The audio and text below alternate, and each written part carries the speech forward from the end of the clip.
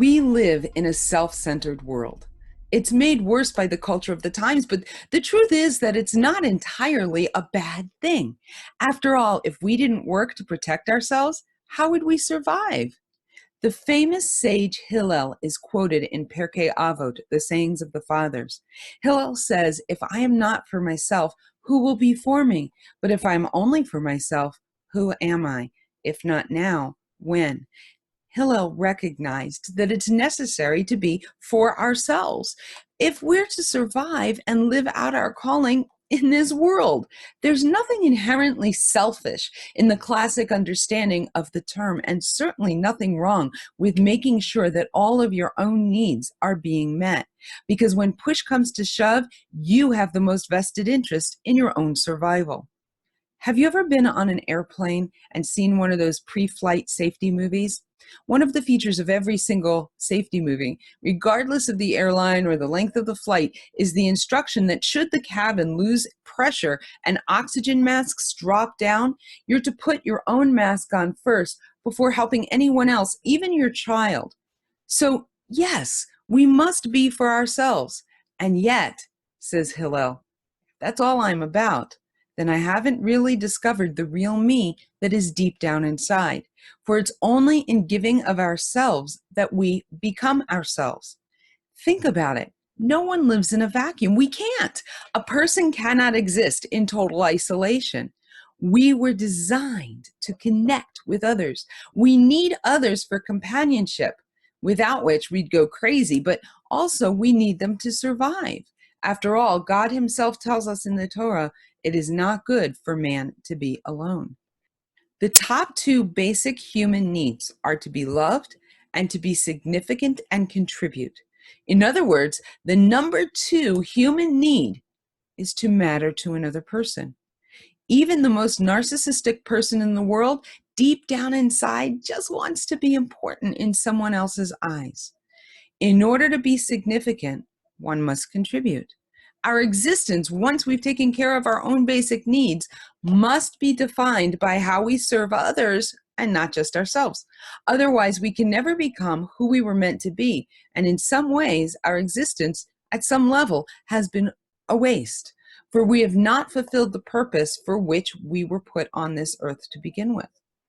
So what does this have to do with marriage? Everything. Marriage is all about giving. In fact, it is only about giving.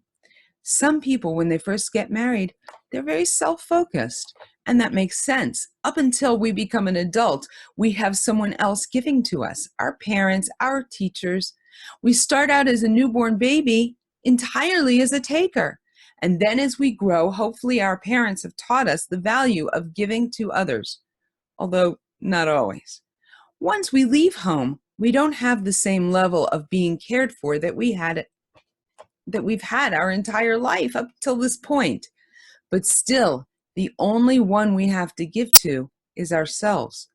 Then one day we find someone who turns our world upside down, and we're so excited to be in their presence that we decide we never want this feeling to go away. We decide that we want to live with this person forever, and so we marry them. But how do you go from a lifetime of taking and being me to being a part of we? I used to be a complete unit, and now I'm only half a complete unit? Well, according to Judaism, you weren't really a complete unit, you just thought you were. You were really only half a unit, functioning on your own as best you could. The Gemara says that whoever lacks a wife is not a complete person. So only men were incomplete before marriage, right? Well, of course not, but you get the point. As beings created complete and in the image of God, mankind was created both male and female, originally in one body. God separated Adam into two halves of a whole, making Adam and Eve, one half with male characteristics and one half with female characteristics. And ever since then, man has been on this search to regain his original unity. Now we do that through marriage and through our relationships with others. And by having this very physical, very concrete example of how to have a relationship, when God says that he is like a husband to us, for example, we have a frame of reference. We can understand what that means. Marriage can be complicated. There's communication and finances and children but when it all comes down to it, these are not the problem. The problem is me. Well, not me, but me. If you want to have an amazing marriage, the first thing you need to do is stop being a me and start seeing yourself as a part of we. As Hillel taught us, we certainly have an obligation to take care of ourselves, but we cannot really find ourselves, become ourselves, until we give to another. And that's what giving in marriage is all about. I'm Penina Taylor, and this is Just a Thought on Marriage.